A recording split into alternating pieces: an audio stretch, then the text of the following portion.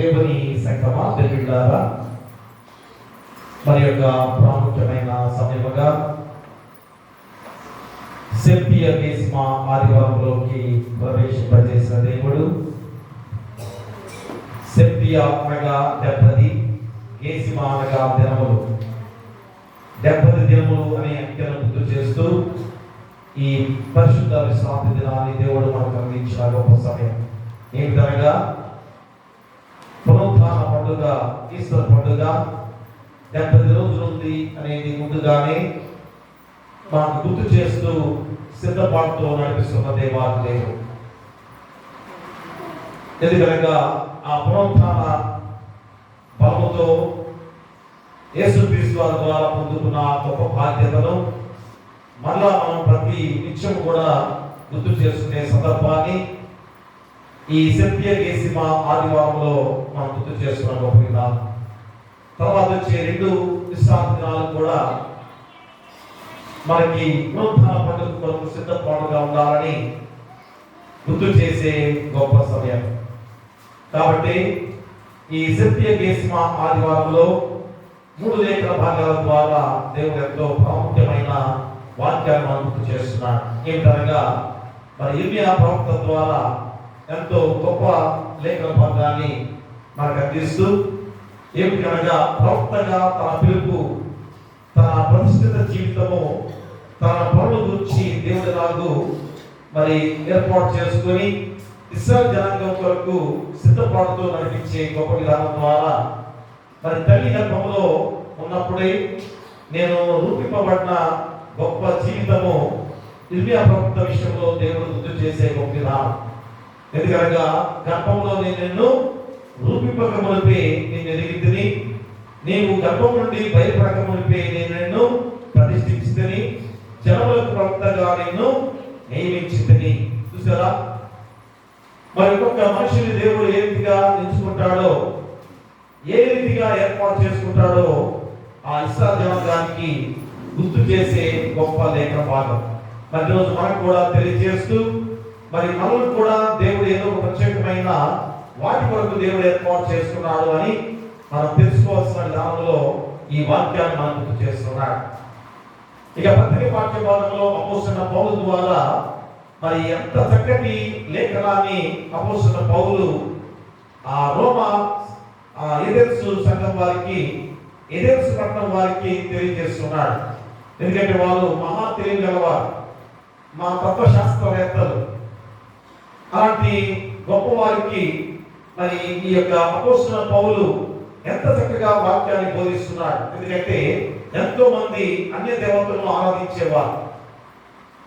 మరి ఎన్నో విగ్రహాలు, అక్కడ మనుషుల కుటుంబాల కన్నా విగ్రహాలే ఎక్కువగా ఉండే భయంకరమైన స్థితి.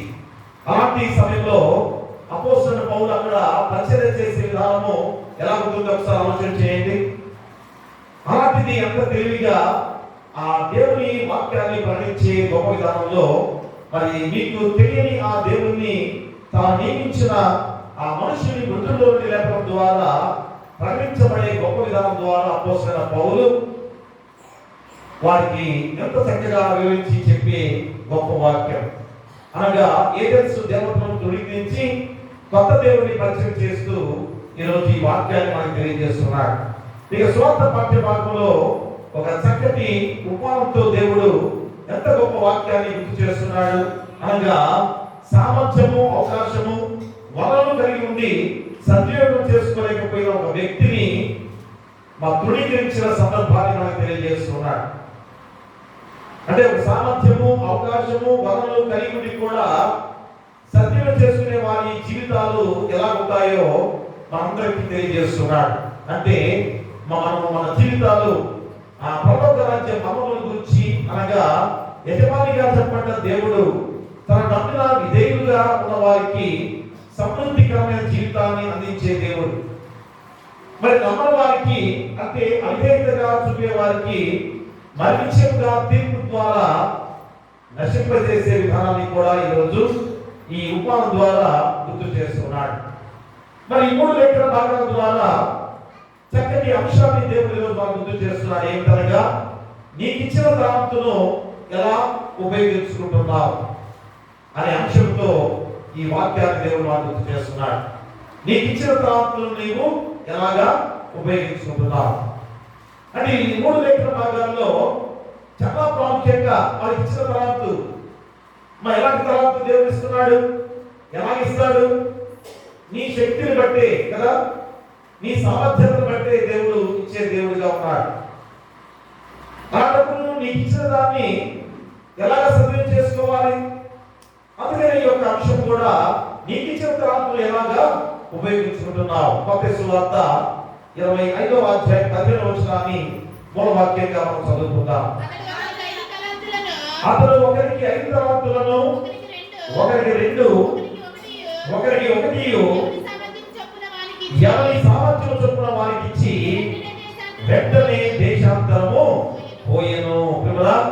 అంటే ఒక వ్యక్తి సామర్థ్యతను బట్టి దేవుడు ఇచ్చే దేవుడిగా ఉన్నాడు అని గుర్తు చేసి ఆ మూల వాక్యాన్ని మనం గుర్తు చేస్తున్నాడు. ప్రియాదులారా, దేవుడు ఎవరికి ఏది ఇచ్చినా తీసుకునే వ్యక్తి సామర్థ్యము, స్తోమత, శక్తిని బట్టి ఇస్తాడనేది మనందరం గుర్తెరగాలి. అంటే దేవుడికి తెలియదా? నిన్ను నన్ను సృష్టించిన దేవునికి నీ శక్తి ఎంతో తెలియదా? కాబట్టి నీ సామర్థ్యం ఎంత ఉందో, నీ శక్తి ఎంత ఉందో దేవుడికి తెలుసు కనుక అంతే ఇస్తాడు.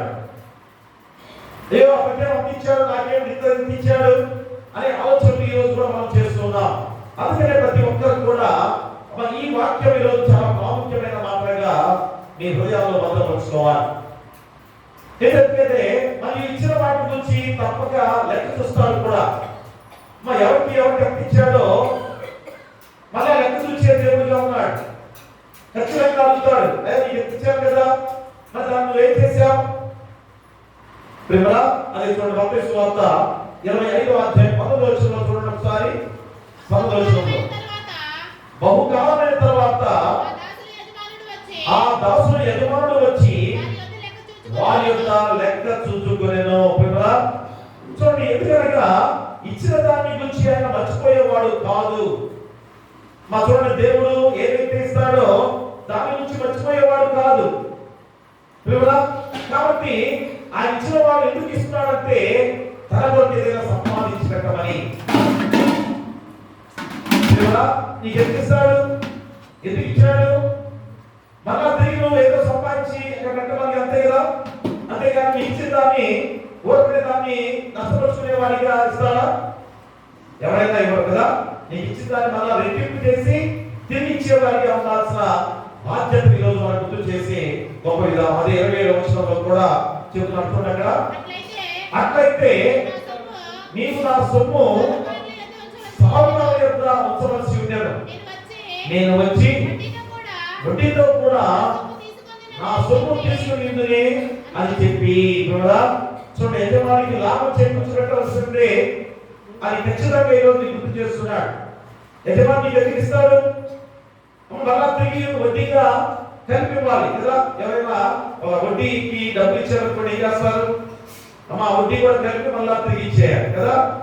మరి రోజు ఈ చక్కటి ఉపాయం ఎందుకు చెబుతున్నాడో మీరంతా గుర్తు చేస్తారు. అదే వడ్డీ ఇవ్వదని బైబిల్ గ్రంథాలు చెబుతున్నప్పుడు మాస్ గారు వడ్డీ గురించి చెబుతున్నాడని అనుకుంటున్నారా? అంటే ఈ లోకమంతా కూడా ఎలా ఉందో ఒకసారి మీకు అర్థమయ్యే విధంగా చెప్పడానికి ఆ మాట ఉపయోగించాలి, కానీ దానికి వ్యతిరేకంగా చెప్పే మాటలు కాదు. ప్రేమలా అంటే ఒక యజమానుడిని ఇస్తే ఆ యజమానికి ఎలా ఇవ్వాలి? మళ్ళీ దాన్ని రెట్టింపు చేసి ఇవ్వాలి కదా. దాని నుంచి నీకు చెప్పే గొప్ప విధానమే. కాబట్టి ఖచ్చితంగా మరి యజమానికి లాభం చేకూర్చి పెట్టాల్సిందే అని మన ద్వారా ఏమి ప్రతిఫలం లేనప్పుడు మనకి ఎన్ని ఇచ్చినా అవి వ్యర్థమే అవుతాయని గుర్తు చేస్తున్నాడు. మరి నీ దగ్గర నుంచి ఏ లాభం లేకుండా ఉంటే నీకు ఏది ఇచ్చినా కానీ నీకేం ప్రయోజనం? చూడండి, ఏ ప్రయోజనం? ప్రియా ఏ ప్రయోజనం లేదు అనేది గుర్తు చేస్తున్నాం. అందుకనే నమ్మకంగా సామర్థ్యం కొద్ది పనిచేస్తే మళ్ళా మరిన్ని కూడా నీకు తిరిగిస్తానని కూడా ఈ ఉపమానం ద్వారా దేవుడు చాలా ప్రాముఖ్యంగా గుర్తు చేస్తున్నాడు. ఎందుకంటే పని చేయకపోతే ఇచ్చినవి కూడా తిరిగి మళ్ళా తీసి ఎవరైతే బాగా చేస్తారో వారికి ఇస్తారు, అంతే కదా. లోకము జగమైన సత్యమే కదా. ఎవరైనా బాగా పనిచేస్తే వారికి ఏదైనా ఇస్తారు. చాలా మంచిగా పనిచేస్తున్నాడు కనుక ఇతను ఇంట్లో పెట్టుబడి పెడితే లాభం ఇంకా మనకు వస్తుంది అని యజమానులు ఆలోచన చేస్తారు. ఈరోజు అదే ఈ ఉపమానం ద్వారా ఎంత ప్రాముఖ్యమైన మాటగా గుర్తు చేస్తున్నాడో తెలుసుకొని నీవు సామర్థ్యం పొంది పరిశీలిస్తున్నావా? మరి నీకు ఎంత ఎక్కిస్తాడో ఏదెక్కిస్తాడో దానికి తగ్గట్టుగా నువ్వు చేయాలి. దానికి ఖచ్చితంగా నెరవేర్చేవాడిగా ఉండాలి. అందుకని లేకపోతే నీకు ఇచ్చిన బంగారు తీసివేసి ఎవరైతే బాగా చేస్తారో ఎవరైతే బాగా సంపాదిస్తారో వారిని తిరిగి చేస్తారని ఈరోజు ఈ యొక్క ఉపమానం ద్వారా నీకు గుర్తు చేసే గొప్ప కాబట్టి మరి ఇప్పుడైనా నువ్వు గుర్తు చేసుకొని నీకు ఇచ్చిన తర్వాత ఎలా ఉపయోగించుకుంటున్నావు? ఏదైనా కానీ నీకు ఇచ్చిన తర్వాత నువ్వు ఎలా ఉపయోగించుకుంటున్నావు? ఆ ఖచ్చితమైన దానం ద్వారా ఇప్పుడైనా ఈరోజు ఆలోచన చేసుకొని నీకు ఇచ్చిన ప్రతిదాన్ని కూడా ఖచ్చితంగా నువ్వు దాన్ని ఉపయోగించుకొని దేవునికి మళ్ళా తిరిగి చెల్లించే వాడిగా ఉండాలి. ఆ వాక్యం ద్వారా ఈరోజు ఈ అంశంతో దేవుడు వాక్యాన్ని సిద్ధపరిచాడు. నీకు ఇచ్చిన తర్వాత ఎలా ఉపయోగించుకుంటున్నావు? అందుకని 3 లేఖన భాగాన్ని గుర్తు చేస్తున్నాడు. ఒకటి అనగా మాట్లాడు శక్తి ఇచ్చాడు. నువ్వు మాట్లాడకపోతే మాట్లాడతాం. మాట్లాడే విషయంలో మటుకు వదిలిపెడితే ఎన్ని రోజులైనా కానీ మాట్లాడతారు కదా. ఆ మాటల గురించి కాదు. మాట్లాడే శక్తి దేని గురించి మాట్లాడాలి? మంచి మాటలు దేవుని మాటలుగా దేవుని వాక్యాన్ని గురించి మాట్లాడే వారిగా ఉండాలి. ఎందుకంటే క్రైస్తవులుగా మనం రక్షించబడ్డవారు.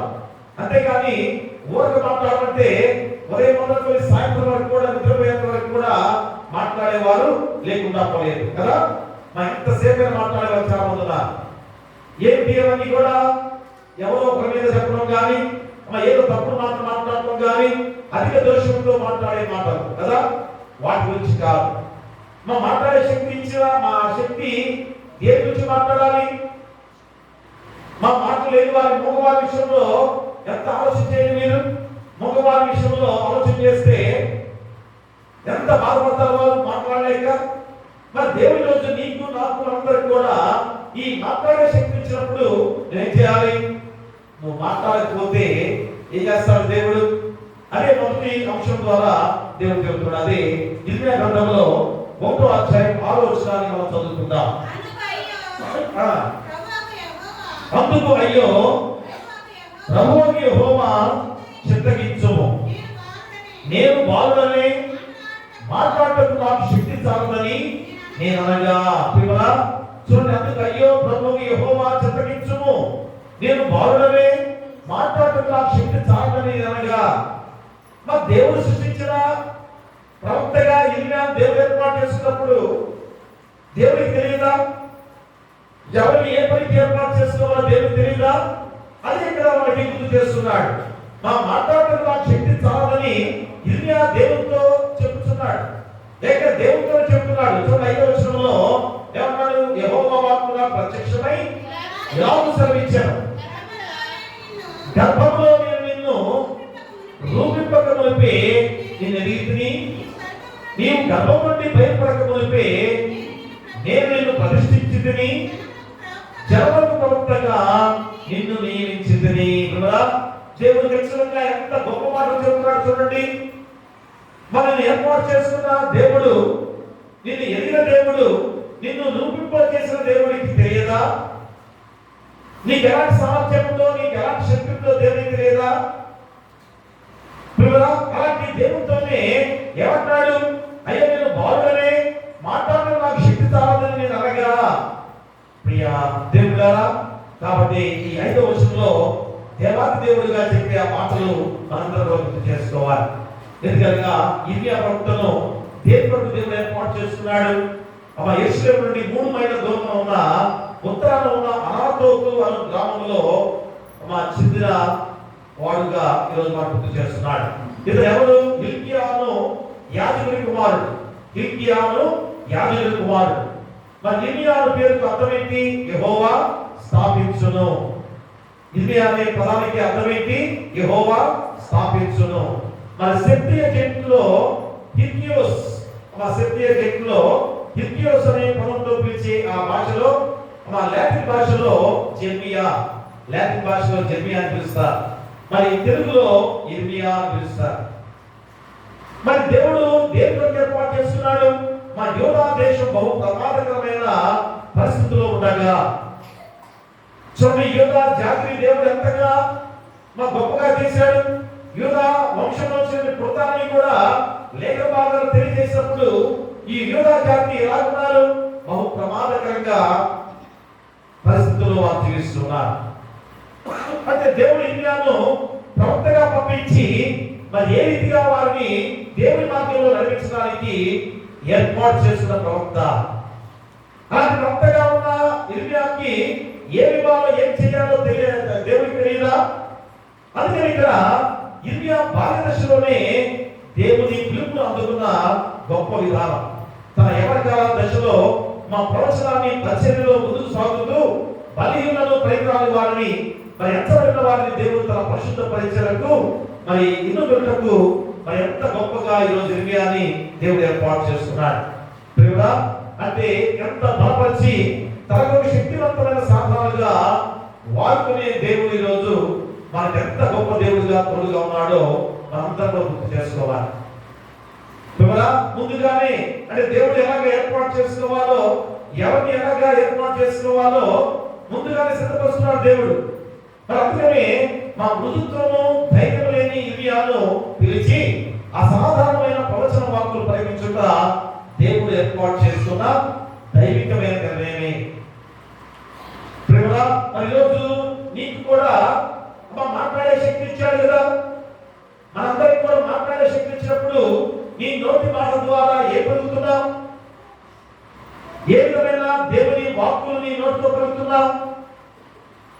ఈరోజు అది ఈ యొక్క ఇర్మియా ప్రవక్త జీవితాన్ని మనం ఎందుకు గుర్తు చేసుకోవాలనగా, మన దేవుడు ఏ విధంగా ఏర్పాటు చేస్తున్నాడో దాన్ని ఖచ్చితంగా పాటించిన ఇర్మియా ప్రవక్త గురించి మనం గుర్తు చేస్తున్నాడు.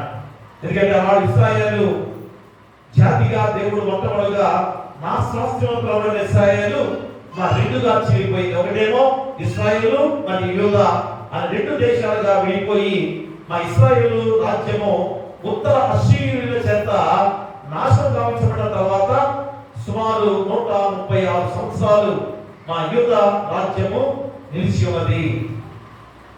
136 సంవత్సరాలు కూడా యూదా రాజ్యము చాలా చక్కగా నిలిచింది. ఎలాగా?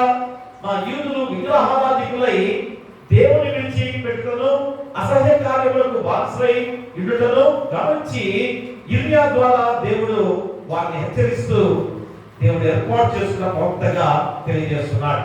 అంటే మానవ మనసు పాపములు విడిచి దేవుని తట్టు తిరగమని ప్రేమతో ఆహ్వానిస్తే గొప్ప ప్రవక్తగా దేవుడు ఏర్పాటు చేశాడు. మా దేవుని తట్టు తిరిగి ఎడల భవిష్యత్తులో ఎదుర్కొనబోవు వినాశకరమైన పరిస్థితుల గురించి హెచ్చరించే ప్రవక్తగా దేవుడు ఏర్పాటు చేస్తున్నాడు. అంటే 136 సంవత్సరాలు యూదా జాతి మా దేవునికి ఎంత విరుద్ధమైన వారిగా జీవిస్తున్నారు. వారి వరకు ప్రత్యేకమైన ప్రవక్తగా దేవుడు ఏర్పాటు చేస్తున్నారంటే మా దేవుని ప్రణాళిక ఎంత గొప్పది. మరి రోజు నిన్ను నన్ను మనందరూ కూడా దేవుడానికి దేవుడు ఏర్పాటు చేస్తున్నాడు. అలాంటి తలాపు నీకు ఇచ్చాడు దేవుడు. కాబట్టి ఏం చేయాలి? నీకు ఇచ్చిన తలాపు ఏదైనా కానీ సక్రమంగా దాన్ని ఉపయోగించుకునే వాడికి ఉండాలి. ఈరోజు ఇర్మియా ప్రవక్త కూడా ఏమి తలాపు ఇచ్చాడు? మా పరిచర్య అనే తలాపులను దేవుడు ఇచ్చాడు. గమనించండి, ఎవరికి ఇచ్చిన తలాపును వారు ఉపయోగించుకోవాలి. అది దేవుడు ఏర్పాటు చేస్తున్న విధానం అనేది మనసులో గుర్తు చేసుకోవాలి. కాబట్టి మా ఇర్మియా వివాహం కూడా చేసుకోలేదు. ఎందుకని? మా వివాహం చేసుకోకూడదని దేవుడు చెప్పాడా? ఎందుకంటే అప్పుడున్న పరిస్థితులు అవి. ఆ ప్రవక్తని దేవుడు ఎందుకు ఏర్పాటు చేస్తున్నాడు? మాకు చాలా మరి భయంకరమైన స్థితిలో యూదా జనం ఉండగా వారిని దేవుడిని మరణించడానికి ఆ వివాహ వ్యవస్థ విషయంలో కూడా, వివాహం చేసుకునే విధానంలో కూడా ఏ విధంగా ఇర్మియా ప్రవక్తను దేవుడు ఏర్పాటు చేస్తున్నాడు. అంటే ఎంత తన జీవితాన్ని నష్టం చేస్తున్నా కానీ ఎదుటి వాడిని రక్షించే గొప్ప విధానంలో ఇర్మియా ప్రవక్తను దేవుడు ఏర్పాటు చేస్తున్నాడు. చూడండి 16వ అధ్యాయంలో ఇర్మియా గ్రంథము 16వ అధ్యాయం చూడండి ఒకసారి. 16వ అధ్యాయం 2వ వచనంలో ఆ మాట గుర్తు చేస్తున్నాడు. ఈ స్థలమందు నీకు కుమారులైనను కుమార్తెలైనను పుట్టకుండానట్లు నీవు వివాహము చేసుకోనకూడదు. దేవుడు నియమించిన ప్రవక్త విషయంలో ఎంత బాధాకరమైన దాన్ని కదా. అయినా కానీ దేవుని కార్యం కొరకు దేవుడు ఏర్పాటు చేసిన ప్రవక్త విషయంలో దేవుడు ఏ విధంగా ఉన్నాడో అంటే అర్థం చేసుకోండి. ఎవరి వరకు అయ్యా ఇండియాను వివాహం చేసుకోవద్దు, నువ్వు కుమారుడైనా కుమార్తె కావద్దని ఎందుకన్నాడు? మనందరినీ రక్షింప చేసడానికి, మనందరూ కూడా దేవుని మార్గంలో నడిపించడానికి ఇర్మియా జీవితాన్ని పరంగా పెట్టిన కూడా మనం గుర్తు చేసుకోవాలి. అంటే త్వరలో సంబంధించబోయే బబులోను దండయాత్ర వలన భయంతో గడపవలసి వచ్చినది.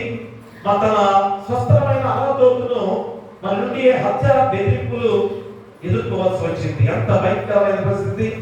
బబులోను ఆ సామ్రాజ్యంలో దండయాత్ర వలన భయంతో గడిపిన రోజులు చాలా ఉన్నాయి.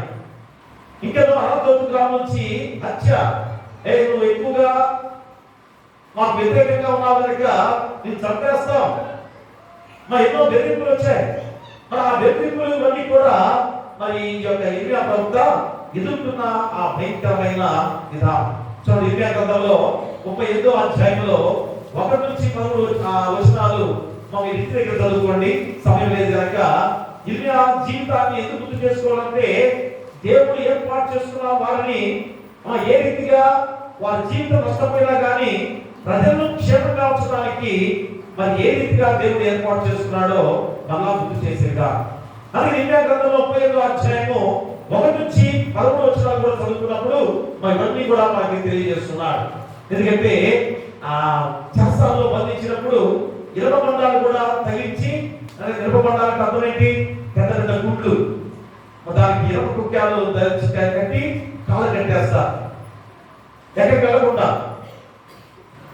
అంత భయంకర పరిస్థితిగా ఇర్మియా జీవితము ఎలాగా సాగిందో చూడండి. అక్కడ యెహోవా యాకీము కళ్ళు నుంచి పారిపోయి దాక్కున్న పరిస్థితులు కూడా సంభవించాయి. మరొక అబద్ధ ప్రవక్త అయిన అననీయా చేత ఏ విధంగా అవమానం పొందాడు. ఇక్కడ అతని చేత కొట్టబడ్డవాడు కూడా చాలా దారుణంగా అతని కొట్టి అవమానం చెందించిన సమయంలో కూడా ఇక్కడ ఇర్మియా ఏ మాత్రం కూడా నిద్రలేదు. అంటే అంత భయంకర పరిస్థితులు ఉన్నాయి. ఇంకా ఏం జరిగింది? చివరిలో నీరు లేని బొద్దలో దించేశారు. అంటే దాని ఏమంటారు? మనం ఊబి అంటాం కదా, ఊబి అంటాం కదా, బొద్దగా ఉంటుంది, నీళ్ళు ఉండవు. దాంట్లో తీసుకెళ్ళి వేసరికి కాళ్ళు చాలా వరకు బొదలో చిక్కుపోయాయి, ఇంకా బయటకు రావడానికి వీలు లేదు. అంటే చంపేయాలని ప్లాన్ తోనే దాంట్లో పడేశారు. ఆ సమయంలో దేవుడు విడిచిపెట్టాలా? ఏం జరిగినప్పుడు ఐథియోపియుడైన ఎరక్తోనేకువను నపుంసకుడు రాజు అనుమతి పొంది వెలుగుని తీసి కాపాడిన సందర్భమే ఆ 35వ అధ్యాయంలో 1 నుంచి 13 వచనాలు మళ్ళా ఇంటిగా చదువుకోండి. ఇర్మియా ఎంత బాధపడ్డాడు, ఎంత శ్రమ పాలయ్యాడు. ఎంత గొప్ప శక్తివంతమైన జీవితాన్ని దేవుడు ఆ సామర్థ్యం కొద్దిగా ఏ విధంగా ఏర్పాటు చేసుకున్న విధానంలో ఎంత శ్రమ అనుభవించాడో మనందరూ గుర్తారుగా. అంటే యెహోవా యాకీము పరిపాలనలో 4వ సంవత్సరం వరకు తన ప్రవచనాలని ఇర్మియా పొందుతుండగా బారూకు అనే అతను ఒక పుస్తకం చుట్టలో వాటిని రాసిన సందర్భం. చూడండి, బారూకు అనే అతను ఈ ఇర్మియా ప్రవచించిన ప్రతి ప్రవచనాన్ని కూడా ఒక పుస్తకం చుట్టలో రాసిన ఒక విధానం. అలాంటి సమయంలో ఏం జరిగింది? యెహోవా యాకీము రాజు దగ్గరికి ఆ పుస్తకం చుట్టూ తీసుకెళ్లారు. ఆ పుస్తకం చుట్టూ తీసి చదువుతున్నప్పుడు యెహోవా యాకీముకి కోపం వచ్చేసింది. వెంటనే ఏం చేశాడు? ఒక చాకుతో కోసి పడేసి అగ్నిలో కాల్చివేశాడు. దేవుని గ్రంథంగా ఇర్మియా ప్రవచించిన ప్రవచనాలని యెహోవా యాకీము అనే రాజు పాటు చేసిన సందర్భం. అయినా కానీ ఊరుకున్నాడా? మళ్ళా వెంటనే ఇర్మియా అన్నాడు, ఓ బారూకు, మళ్ళా నీవు గ్రంథాన్ని రాయాలి, మళ్ళా నేను ప్రవచించిన ప్రతి ప్రవచనాన్ని కూడా నువ్వు రాయాలి అని ఏ రీతిగా ప్రతిపాదించిన గొప్ప సందర్భంలో 36 నుంచి 38 అధ్యాయాలు 52వ అధ్యాయము ఇర్మియా చెందినది కాదు, బారూకు రాసిన కొత్త విధానంలో అవి రాసిన విధానాలే. రాజు 2వ గ్రంథము 24వ అధ్యాయం 10 నుండి 25 అధ్యాయం 30 వరకు కూడా బాలుకు సొంతగా రాసిన ఇర్మియా రచించిన వచనం కాదు, ఇర్మియా ద్వారా రచించింది కాదు. ఎందుకు ఈ మాటలు మనం గుర్తు చేసుకోవాలి? మా ఇర్మియా ప్రవక్త ఎంత గొప్ప ప్రవక్తగా ఉన్నాడో, మా దేవుడు ఏర్పాటు చేస్తున్నాడో మనం గుర్తు చేసే గొప్ప విధానం. అందుకని మా చిరనివాస కాలం 70 సంవత్సరాల తర్వాత దేవుని ప్రజలు స్వదేశానికి తేవరులని ఇర్మియా 2 పర్యాయాలు కూడా ప్రస్తావించాడు. చూడండి 25వ అధ్యాయం ఇర్మియా గ్రంథము 25వ అధ్యాయంలో 11 నుంచి 14 వచనాల్లో మనం గుర్తు చేస్తున్నాడు. ఈ దేశమంతయు పాడుగాను నిత్యముగాను ఉండును. ఈ జనులు 70 సంవత్సరములు బబులోను రాజులకు దాసులుగా ఉండును. యెహోవా వాక్కు ఇదే.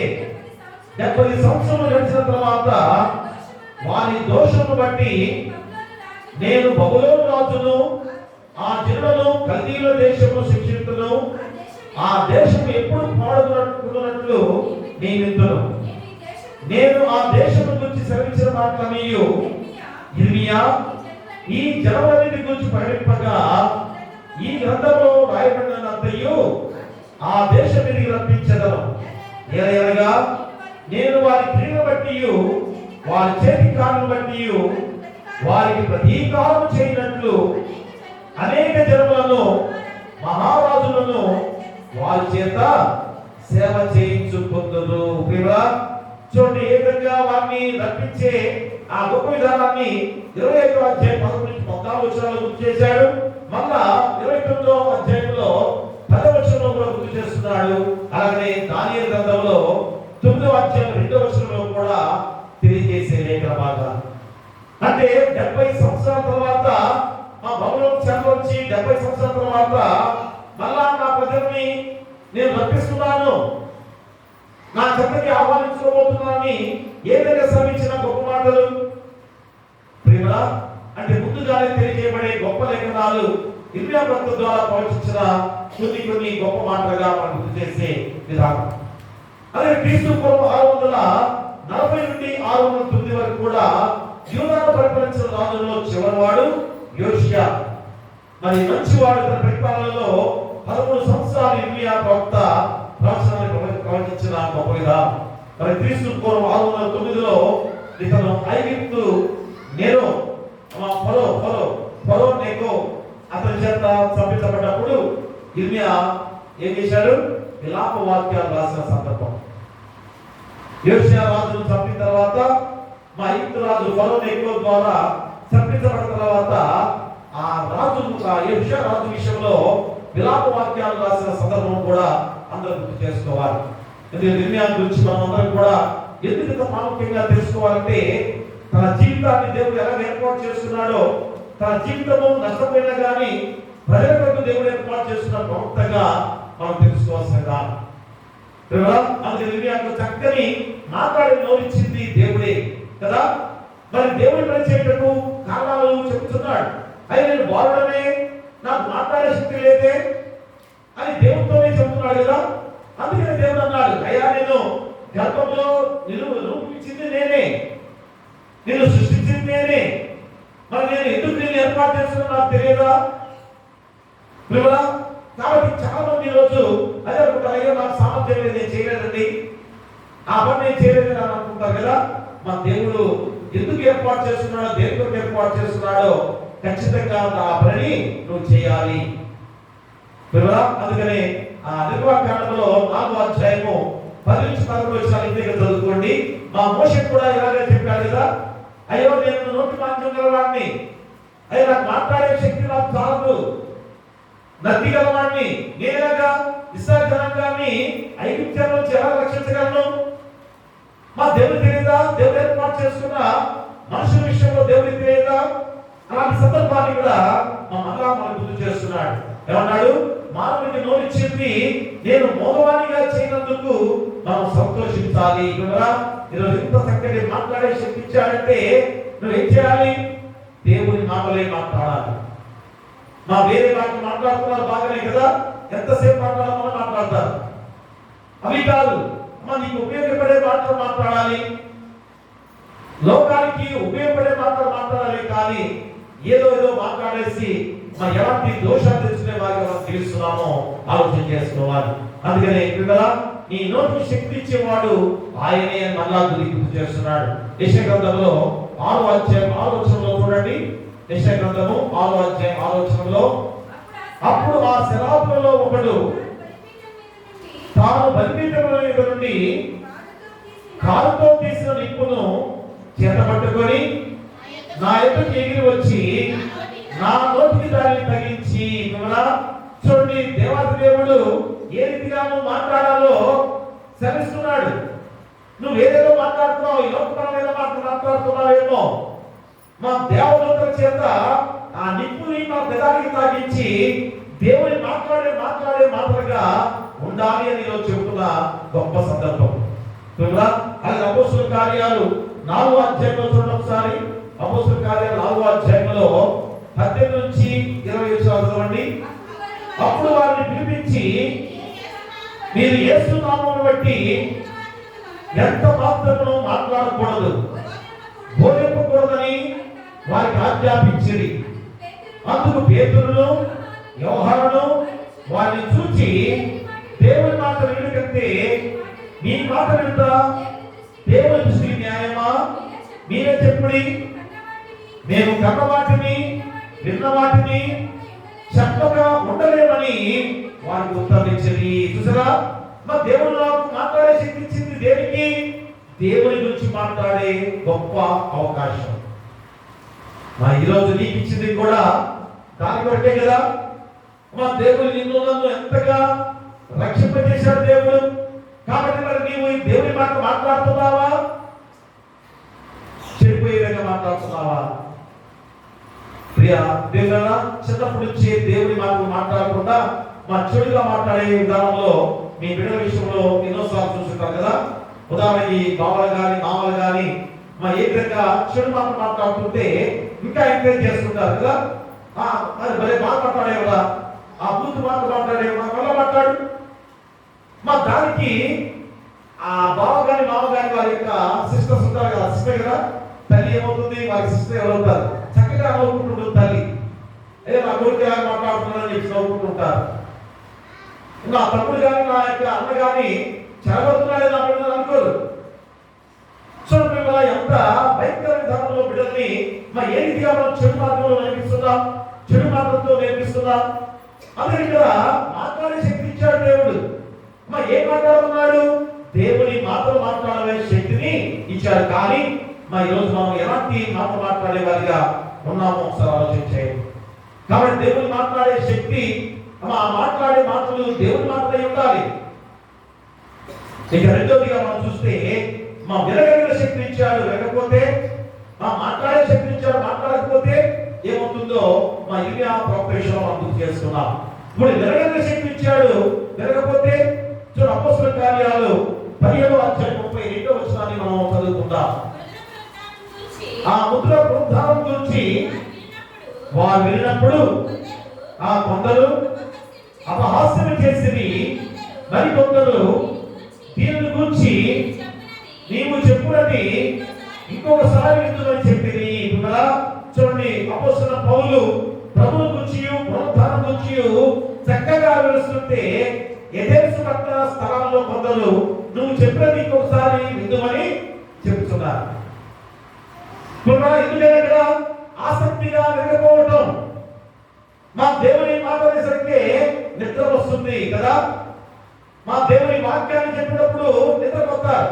దేవుని వాక్యాన్ని చెప్పినప్పుడు అయ్యా మాస్టర్ త్వరగా కానీ టైం లేదండి, భోజనాలు ఏర్పాటు చేస్తున్నామండి, లేకపోతే టైం మాకు కావాలండి, త్వరగా ముగించండి అనే విధానంలో ఎంతమంది రోజు ఉన్నారో మీకే తెలుసు కదా. దేవుని వాక్యానికి సమయం కానీ గంటల కూర్చొని మాట్లాడేవారు ఎంతమంది చూసాం కదా. పాస్టర్ గారు వస్తే వాక్యాన్ని ఎక్కువసేపు చెప్పి టైం అంతా తినేస్తారండి. వద్దులే పాస్టర్ గారు పిలవకపోతే బాగుండు కదా. అదే గొప్ప నాలుగు కూడా పాస్టర్ గారు పిలవలేదు కొంతమంది. వేరే వేరే పాస్టర్ బైక్ పాస్టర్ వస్తున్నారు కానీ మన పాస్టర్ గారు పిలవట్లేదు. ఇక్కడ ప్రియ దేవుడు పిల్లారా, అంటే దేవుని వాక్యం అంటే ఎంత భయపడుతున్నారో, దేవుని వాక్యం అంటే ఎంత బాధగా మీకు ఉంటుందో ఒకసారి ఆలోచించేయండి. బయట ఈ యొక్క పౌలు, అపోస్తలుడైన పౌలు ఏం చెబుతున్నాడు? మా ప్రభువుని గురించి, పునరుద్ధానం గురించి చెబుతున్నాడు. సో అందుకనే 70వ రోజు ఎందుకు గుర్తు చేస్తుంది? మా పునరుద్ధాన పండుగ 70 రోజులుగా ఉందని సిద్ధపాటు చేస్తున్నాడు ఈ రోజు. ఎంతమంది గ్రహిస్తున్నాం ప్రియరా? అందుకని ఇక్కడ చాలా మంది కూడా ఆసక్తిగా వినకపోవడము, సరిగా వినలేదు, మరలా ఇంకొకసారి చెప్పమని కోరుతా. ఈ రెండింటిలో ఆసక్తి కలిగి కాదు కానీ వారు కూర్చున్నదేంటి, సరిగా వినలేకపోవడం కానీ మా శ్రద్ధ చూపించలేని జీవిత విధానాలు ఈ రోజు లోకంలో ఎంతో మంది ఉన్నారు. చూడండి 34వ వచనంలో ఒకసారి, అయితే కొందరు మనుషులు అతన్ని హత్తుకొని విశ్వసించిరి, వారిలో అరేయోపగీతుడైన దియోనీసియు, దమరి అనే ఒక స్త్రీయు, వీరితో కూడా మరికొందరుండిరి. చూడండి ఎంత గొప్ప విధానంలో కొంతమంది వినలేదు. మా వినకపోయినా కానీ దేవుని వాక్యము ఎంత మందిని మార్చింది. అందుకనే మీరు బాధపడుతున్నా కానీ వాక్యం ఎందుకు చెబుతాం? తెలుసు మాకు 45 నిమిషాల కన్నా ఎక్కువ చెప్తే మనిషి వినలేడు. ఆదివారం సమయంలో కానీ ఏదైనా కూటంలో 45 నిమిషాలు మనిషికి శక్తి ఉంటుంది. ఆ 45 నిమిషాలు, పావు గంట ఒక పాఠ్య గురించి, పావు గంట పత్రిక పాఠ్య భాగం గురించి, పావు గంట ఏమో సువార్త పాఠ్య గురించి మనం చెప్పుకోవాలి. కానీ వెంటనే టైం చూస్తుంటారు కదా, నేను ఎప్పుడు మొదలుపెట్టానో ఎప్పుడు ఆపేసి ఒకసారి చూసుకోండి. కాబట్టి మిమ్మల్ని దేవుని వాక్యానికి ఎందుకు అవకాశం ఉంటుందో ఒకసారి ఆలోచన చేసుకుంటే, ఈరోజు అపోస్తలుడైన పౌలు ఎంత భయంకరమైన పరిస్థితుల్లో ఈ స్వార్థ పరిచయం చేస్తున్నాడు ఆలోచన చేయాలి. ఇలియా ప్రవక్త గురించి మనం తెలుసుకున్నాం. ఇప్పుడేమో అపోస్తలుడైన పౌలు ఎక్కడ? ఏథెన్స్ పట్టణము పురాతనమైన పట్టణం. అది తత్వ శాస్త్రవేత్తలకు, జ్ఞానులకు, భక్తిపరులకు నిలయమైన ప్రదేశం. అది విజ్ఞాన సంపాదన ప్రాచీన దినం నుండి కూడా ఏథెన్స్ పట్టణం పేరుగాంచినది. అది విగ్రహములతో నిండి ఉన్న గొప్ప పట్టణం. అది ఎన్ని విగ్రహాలు, అడుగడుగుల విగ్రహాలు ఉంటాయి. ప్రపంచంలోని విగ్రహములలో భారతదేశం తర్వాత ఏథెన్స్ విగ్రహాలకు ప్రాముఖ్యమైన స్థలం. అది అక్కడ లెక్కలేని దేవతల విగ్రహాలు ఉన్నవి. ఏథెన్స్ లో మానవుని కలుసుకున్న కన్నా దేవతలు కలుగుకుంటా స్వరూపాన్ని నమ్మేవారు. ఒక మనిషిని కలుసుకోవడం కన్నా ఫలానా దేవత విగ్రహం ఎక్కడుందంటే చక్కగా తెలుసుకునే విధానంలో జీవిస్తున్నారు అక్కడ ప్రజలు. అలాంటి సమయంలో పౌలు సమాజ మందిరంలో యూదులతోనూ, భక్తిపరులైన వారితో, సంత వీధుల్లో కలుసుకునే వారితో ప్రతి దినం కూడా క్రీస్తుని గురించి తర్కించుతున్నాడు. అలాంటి ఆ భయంకర పట్టణంలో కూడా వెళ్ళాడు అపోస్తలుడైన పౌలు. యేసుక్రీస్తు వారి గురించి చెబుతున్నాడు. ఎంతో మంది గురించి అక్కడ ఎంతో చక్కగా తర్కిస్తూ వాదనట్టుకొని కూడా దేవుని గురించి చెబుతున్నాడు. అలాంటి సమయంలో ఎపిక్యూరీయులు, స్టోయికులు, ప్రాచీన తత్వశాస్త్ర అభ్యాసకులైన అరిస్టాటిల్ చదువుకున్న అందరికీ తెలుసు కదా. వీరందరూ తెలుసు. ఎవరు? ఎపిక్యూరీయులు తెలుసు, స్టోయికులు, ప్రాచీన తత్వశాస్త్ర అభ్యాసకులైన అరిస్టాటిల్, ప్లాటో మొదలైన వారు ఇక్కడనే తమ తత్వశాస్త్రాలను అభివృద్ధి పరిచిన వారు. అట్టి వారు పౌలుతో వాదన పెట్టుకున్న సన్నివేశాలు ఈరోజు ప్రత్యక్షంగా మనం చూస్తున్నాం. ఎందుకంటే అన్య దేవతలను ప్రకటిస్తున్నాడని అతను ఏం చేశారు? వెంట పెట్టుకొని అన్యోకు సభకి తీసుకుని వెళ్ళారు. అక్కడ అతను చెప్పే కొత్త సంగతులను వినాలని ఆసక్తి చూపిస్తున్నారు. వాళ్ళలో ఉన్న ప్రత్యేకత ఏంటి? ఏదో కొత్త సంగతి తెలుసుకోవాలి, అంతేగాని ఆ దేవుడు శక్తివంతమైన దేవుడు వారికి ఉన్నాడని ఆలోచన లేని దానిలో వారు ఆ కొత్త సంగతి ఏంటో తెలుసుకున్నారు అంటున్నారు. ఇక్కడ అపోస్తలుడైన పౌలు ఎంత తెలివిని ప్రకటించాడో చూడండి ఒకసారి. ఎంత తెలివిగా దేవుని వాక్యాన్ని ప్రకటిస్తున్నాడో ఈరోజు మనం ఆలోచన చేసుకోవాలి. అంతేగా నేను హిందువుల దగ్గరికి వెళ్ళి, ఇదిగో తిరుపతి దేవస్థానం దగ్గరికి వెళ్ళి దేవుని గురించి నేను ప్రకటించాను అని గొప్పగా చెప్పుకునేవారు ఈ వాక్యాన్ని తెలుసుకుని ఒకసారి ఆలోచన చేసుకోవాలి. ఎంత తెలివిగా ప్రకటించాడు. చాలా చక్కగా వారిని ఏ మాత్రంగా దూషించలేదు, ద్వేషించలేదు. కానీ యేసు సందర్భానుసారంగా వారికి బోధించి వారిలో అనేకులను క్రీస్తు వైపు నడిపించిన గొప్ప విధానం. ఈరోజు బైబిల్ ఈ రీతిగా బోధించమని చెప్తే కొందరు ఏం చేస్తున్నారు? బొట్టు గురించి కానీ, మా ఏదో ముగ్గులు పెట్టుకునే దాని గురించి కానీ, ముగ్గులు వేసే దాని గురించి కానీ, వేరే వేరే విధానాల గురించి ఎక్కువగా వారితో దేవుని వాక్యాన్ని బోధించకుండా సమయాన్ని గడుపుతున్నారు. మా వాటి గురించి ఎందుకు మీరు అంత ప్రత్యేకంగా ఆలోచన చేయాలి? మిమ్మల్ని ఎంతమంది దాని ద్వారా మీ మనసులను డైవర్ట్ చేసి వారి వైపు ఆకర్షించే విధంగా తీసుకొస్తున్నారు. అందుకని ఈ వాక్యము ఇదేదో నేను చెప్పే విధంగా కాదు. మా ఈరోజు అందరూ తెలుసుకోవాలని దేవుడు అపోస్తలుల పౌలు ద్వారా చెప్పే గొప్ప విధానం కదా. ఒక్క బొట్టు నుంచి ఎంతమంది తగ్గించుకుంటూ ఒకరినొకరు సవాల్ చేసుకుంటూ, అదే కదా బాప్తిసం నుంచి కూడా కదా, చెన్నెప్పు బాప్తిసం అని, ఇప్పుడు బాప్తిసం అని, వేరే వేరే బాప్తిసాలు వేరుగా ఉన్నాయని ఎవరు చెప్పారు? అప్పుడు ఆ సందర్భాల్లో దేవాలయం లేదు కనుక నీళ్లు అక్కడ వాగులుగా ఉంటాయి కనుక వాగులో మునిగి తీసుకుంటారు. మన ఇస్రాయేల్ జనాంగము ఎర్ర సముద్రము దాటినప్పుడు అందరూ బాప్తిసం తీసుకున్నారు. ఎవరు తీసుకున్నారు? మా చుట్టుపక్కల గోడలుగా ఉండే ఆ నీళ్లు ఆ చెన్నెప్పుగా నిలబడుతున్నప్పుడు బాప్తిసం పొందిన మాట ఉంది కదా. మరి దాని నుంచి తగ్గించుకునే వారు ఎక్కువైపోయారు. అసలు బాప్తిసం ఏంటి? నీ హృదయము మార్పు చెందే గొప్ప విధానం, నీ హృదయం పరివర్తన చెందుకునే గొప్ప విధానమే బాప్తిసం. అంతేగాని ఆ చెల్లి బాప్తిసం అని, ముగ్గురు బాప్తిసం అనే విషయాల్లో మీరు భేదాభిప్రాయాలతో గొడవలు పెట్టుకొని దేవుని వాక్యాన్ని లేకుండా ఉండే విధానం. అందుకని ఈరోజు అపోస్తలుడైన పౌలు మా ఎఫెసు పట్టణస్తులని అతి దేవతా భక్తి గల వారిని ప్రశంసిస్తూ మొట్టమొదటిగా ఏమన్నాడు? అయ్యా ఎఫెసు పట్టణస్తులారా, మీరు అతి దేవతా భక్తి గలవారు అని ప్రశంసిస్తూ మా చూడండి 2వ వచనంలో చెబుతాడు. ఏమని?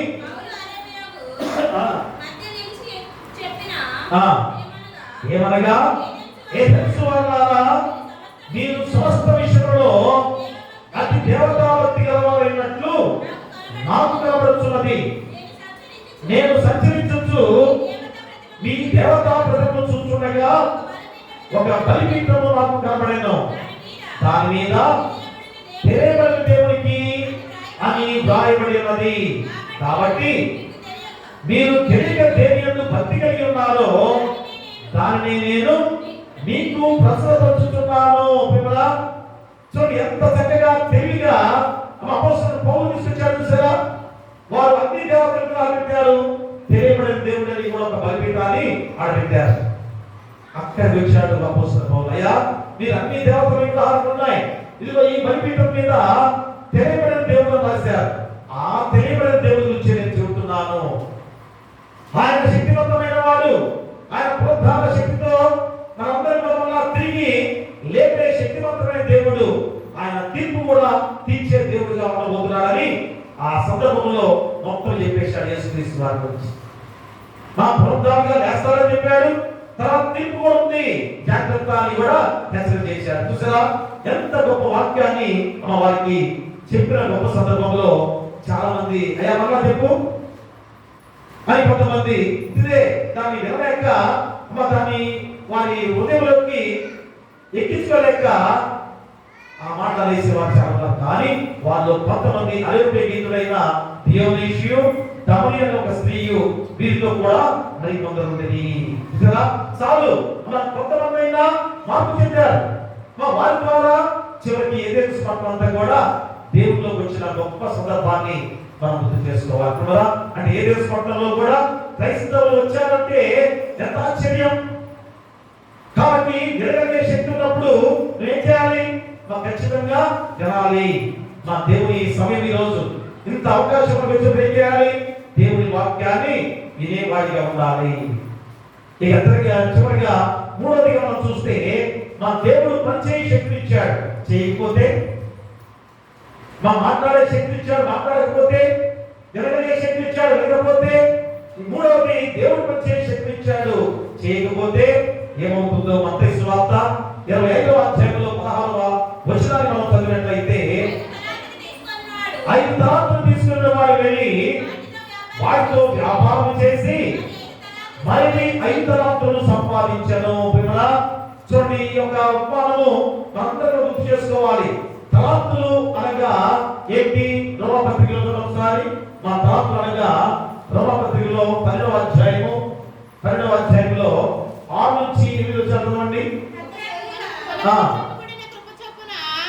మనం కల్పించబడిన కృప చొప్పున వేరు వేరు కృపావరములు కలిగిన వారమై ఉన్నాము కనుక ప్రవచనమైతే విశ్వాస పరిమాణం చొప్పున ప్రవచితము, పరిచర్య అయితే పరిచర్యలోను, బోధించువాడమైతే బోధించడంలోను, హెచ్చరించువాడమైతే హెచ్చరించడంలోను పని కలిగిందము.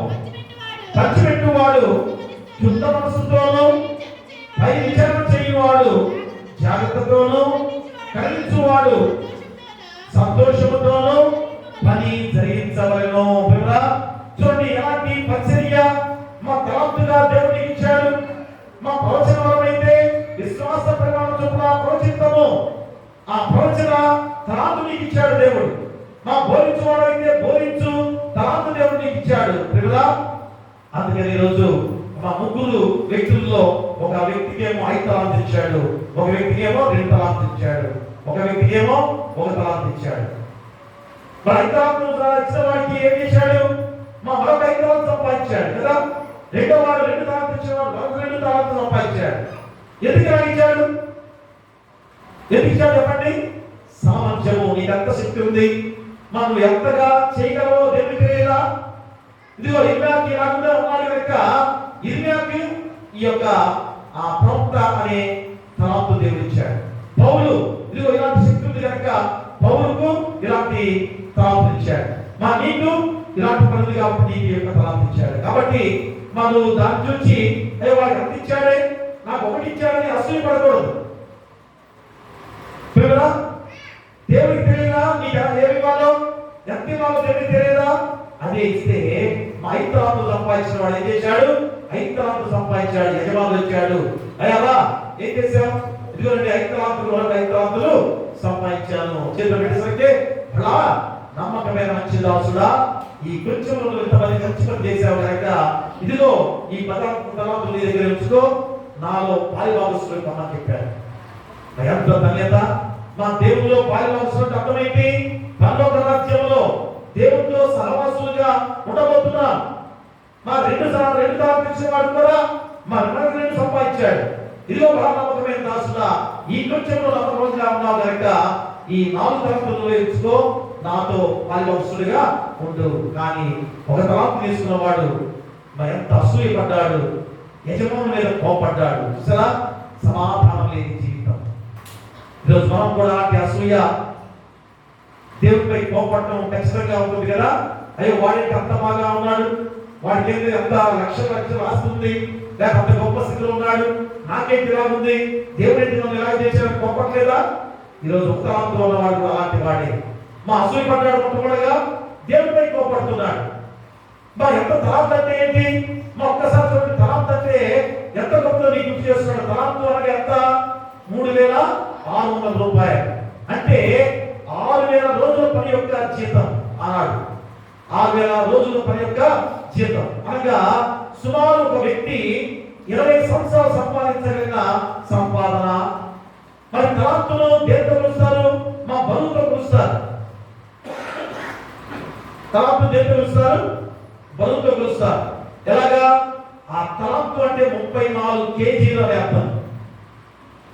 34 కేజీలు అంటే బంగారాన్ని మనం చూసుకుంటే మా బంగారం తలాంతు అంటే ఎంత అంటే 1 కేజీ. 1 కేజీ ఎంత? 50 లక్షలు. 1 తలాంతు అంటే చూడండి, 1 కేజీ ఎంత? 50 లక్షలు. అయితే 34 కేజీలు ఎంత ఉంటుంది? 15 కోట్ల రూపాయలు విలువ. వెండిలో చూస్తే మా వెండి 1 కేజీ ఎంత? 3,79,000. అయితే 34 కేజీలు 1,28,00,000 విలువ కలిగిన తలాంతుని ఆ 1 తలాంతుతో గుర్తు చేస్తున్నాడు. ఎంత ఇచ్చాడు చూసారా? 1 తలాంతు సరిగ్గా వాడికి ఎంత కోపం వచ్చిందో, ఎంత అసూయపడ్డాడో మిగతా వారి మీద. కానీ దానిలో ఉన్న వ్యాధి ఎంత చూసారా? ఎంత ఉంది? మరి ఎంత ఆ ఉదాన్ని ఆ వ్యాపారంలో పెడితే ఎంత లాభం వచ్చేది? కానీ అసూయపడ్డాడు, కోప్పడ్డాడు. అయ్యో ఈ 1 మంది నష్టపోతే దేవుడు ఏమంటాడా? నువ్వు అడిగితే ఇచ్చాడా, అడగకపోతే ఇచ్చాడా? అవతలంతా అడిగితే ఇచ్చాడా, అడగకపోతే ఇచ్చాడా? అడగకుండా దేవుడు దయచేశాడు, అడగకుండా దేవుడు నీకు ఇచ్చాడు. నష్టపోయినా ఆయన అంటాడా? ఏమనగా అలాంటిది ఏం చేశాడు, అసూయ పడ్డాడు, కోప్పడి ఏం చేశాడు, ఆ అవతలాంతులు భూమిలో దాచిపెట్టాడు. ఈరోజు ఎంతమంది సోమరులుగా దేవుని కార్యాన్ని చేయకుండా ఎంతమంది సోమరిపోతులుగా ఉన్నారో ఒకసారి ఆలోచించేయండి. మా యొక్క తలాంతు కలిగిన వాడు ఎలాంటి వాడో ఈ రోజు ఈ యొక్క సంఘములో కానీ మా లోకంలో కానీ ఎంతమంది ఉన్నారో ఆలోచించేయండి. మా దేవుడు ప్రతి ఒక్కరికి కూడా ఏదో ఒక తలాంతు ఇచ్చాడు, ఏదో ఒక సామర్థ్యాన్ని ఇచ్చాడు. ఆ సామర్థ్యం కలిగి నువ్వు పనిచేస్తే ఖచ్చితంగా నీవు విజయం సాధిస్తావు. కొంతమంది అంటుంటారు కదా, అయ్యా నాకెంత జీతం అండి, ఏదో చిన్న జీతం అంటే ఒక 4,000 ఇస్తారండి, నెలకి చేస్తాను. అమ్మ 4,000 ఇచ్చి ఆ దానిలో నమ్మకంగా నువ్వు చేస్తే యజమానులు ఏం చేస్తారు నీకు, మా వాడు అదే నమ్మకమైన వాడండి, చిన్న జీతం కూడా అయినా కానీ ఎంత చక్కగా చేస్తున్నాడు, కాబట్టి ఇతనికి పండగ పూట ఏదో ఒకటి ఇవ్వాలి, పండగ పూట నేను ప్రత్యేకంగా ఇంకొక 4,000 రూపాయలు ఇవ్వాలి అని కొన్ని చిన్నగా ఏం చేస్తాడు, అయ్యకి జీతం కూడా పెంచాలి. నమ్మకంలో ఉన్న గొప్పతనం చూడండి, విశ్వాసంలో ఉన్న నమ్మకం ఎంత శక్తి ఉందో చూడండి. అలాంటి మన నమ్మక విశ్వాసం నీలో లేకుండా ఓర్పే నాకు ఇచ్చాడు కదా, మరి నేను ఎందుకు ఈ ఒక్కదాన్ని వ్యాపారంలో పెట్టి అలా తిరిగి యజమానికి ఇస్తే బాగుండేది కదా అనుకోకుండా యజమానుడి మీద అసూయ పడ్డాడు, కోపడ్డాడు, వారందరి మీద అసూయ పడ్డాడు. చూసారా, మిగతా ఇద్దరి మీద అసూయ పడ్డాడు, యజమానుడి మీద కోపడ్డాడు. అనగా దేవుడిపై కోపడే వారుగా జీవిస్తున్నాం, అసూయ పడే జనాంగముగా మనం జీవిస్తున్నాం కదా. ఎదుటివాడు చాలా చక్కగా మరి ఉన్నాడే, నేను తిరగకున్నాను ఆలోచన చేస్తున్నాను. నీకు ఇచ్చిన సామర్థ్యం నువ్వు చేయలేవా, నీకు ఏ శక్తి ఉందో నీకు తెలియదా, దేవునికి తెలియదా? కాబట్టి ఎప్పుడైనా కానీ నువ్వేం చేయాలి, ఖచ్చితంగా ఆయన ఎదిగే వాడిగా ఉండాలి, ఇంకను భయపడే వాడిగా ఉండకూడదు. మూడవది పనిలా శ్రద్ధ చూపించేవాడిగా ఉండాలి. అప్పుడే గొప్ప జీవితంతో నువ్వు జీవించే విధానం. అలాంటి విధానంలో ఈ తలాంతుల ద్వారా దేవుడు చెప్పే ఈ ఉపాధి ద్వారా చాలా ప్రాముఖ్యమైన మాటగా నీ గుర్తు చేస్తున్నాడు. చాలా చక్కటి ఉపాధి ద్వారా నీ జీవితానికి కలుపు కలిగేసే ఆ గొప్ప సన్నివేశాన్ని గుర్తు చేస్తున్నాడు. చూడండి అక్కడ 29వ వచనంలో, కలిగిన ప్రతి వారికి ఇవ్వడను అతని సమృద్ధి కలుగును, లేని వారి యొద్ద నుండి వారికి కలిగినది తీసివేయబడును, మరియు పనికి మారిన ఆ దాసుని వెలుపటి చీకటిలోనికి తోసివేయుడి, అక్కడ ఏడ్పును పండుగ ఉండులేను. పునరుత్థాన పండుగ దేవుడు ఎంతగా మనకి 70 రోజులుగా ఉందని గుర్తు చేస్తున్నప్పుడు ఈరోజు మనం ఎలాంటి సిద్ధపాటు కలిగి ఉండాలి, ఏ రీతిగా సిద్ధపాటు కలిగి ఉండాలి? ఎందుకంటే దేవుడు ఇచ్చిన ప్రతి దాన్ని కూడా దేవునికే సమర్పించుకునే వాడిగా ఉండాలి. ఎందుకంటే దేవుడు ఇచ్చిన దాన్ని మళ్ళీ తిరిగి దేవుని దగ్గరికి రెట్టింపు చేసేవారు కదా.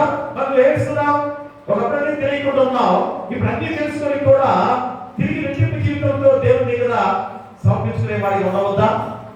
అది ఈ ఉపాధి ద్వారా నేను చెప్పేది, అంతేగాని డబ్బు విషయంలో కాదు.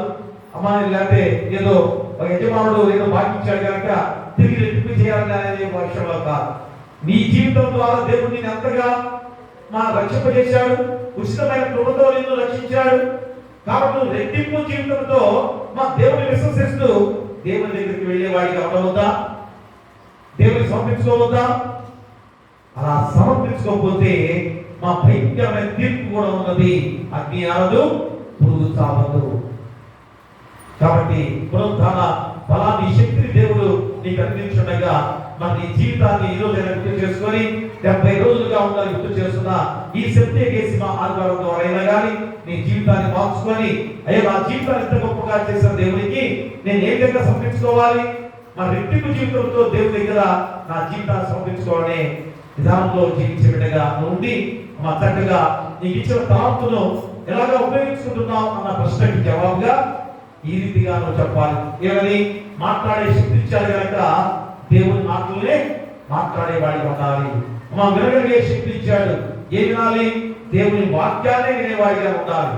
ఇంకను దేవుని పరిచయ శక్తి ఇచ్చాడు, ఏదో పని ఆ పనికి ఏ విధంగా ఆ పరిచయం ఏ పరిచయం అయినా కానీ నమ్మకంగా చేస్తే ఖచ్చితంగా నీ జీవితము గొప్ప జీవితము. అదే దేవుని రాజ్యంలో మహిమ వాసులుగా నేను ఏర్పాటు చేసుకునే గొప్ప సమయం. అతి కృప నీకు ఉండాలని కోరుతూ మీకు మీ కుటుంబాలకును సదాకాలం దేవుడు తోడైండును గాక. ఆమేన్. సమస్త జ్ఞానం ఇచ్చిన దేవుని సమాధానము యేసుక్రీస్తు వల్ల మీ హృదయములకును మీ తలపులకును కావలయుండును గాక. ఆమేన్. దేవానయందు శుద్ధ హృదయము కలుగజేయుము. నాంతరంగములో స్థిరమైన మనసును తనముగా పుట్టించుము.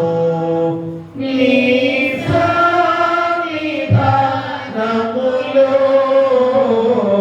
నుండి నా